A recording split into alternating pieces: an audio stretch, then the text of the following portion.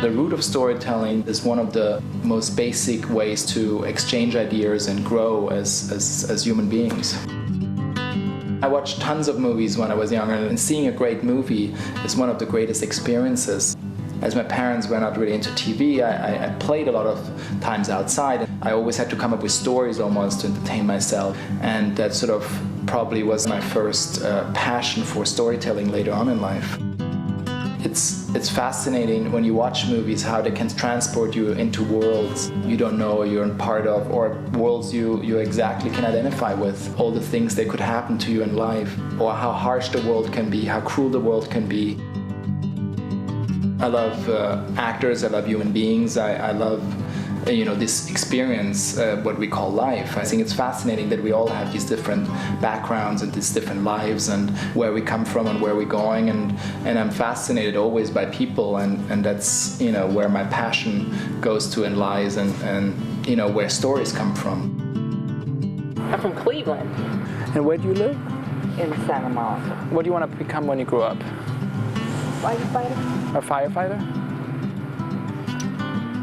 Oh my God, you're the youngest. Yeah, I was the youngest too.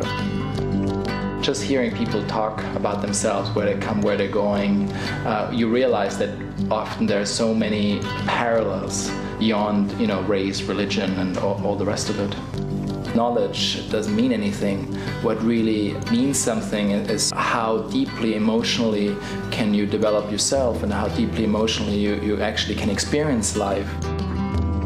I'm very much an optimist. I always believe in the positive. I always believe there's a solution. I always believe that there's a way out of anything. So I think that later on then, when I basically tried to become a filmmaker and was struggling for a long time, I saw movies and I thought to myself, I can do that, or I can do it better. Why don't I get the chances? For me, making a movie is like, it's like my crew is like a family. We stimulate each other constantly over and over again. We have family around you, which inspires you, it gives you more possibility to go to different places you haven't been before.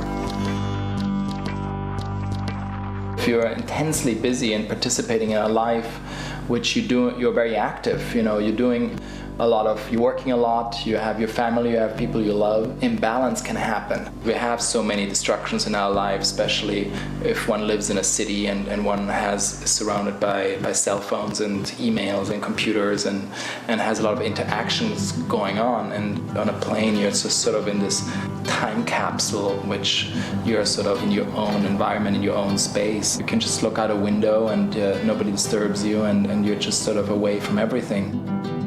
And it's one of those moments where there's just complete quietness and peace.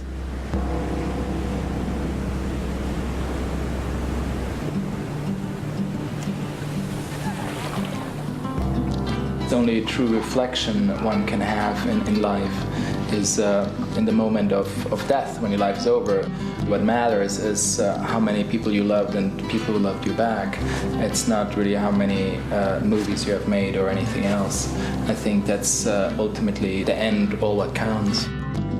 When I was growing up, I always believed that wisdom is more important than kindness, but as older I get, I realize that's actually the other way around, that kindness is more important than wisdom.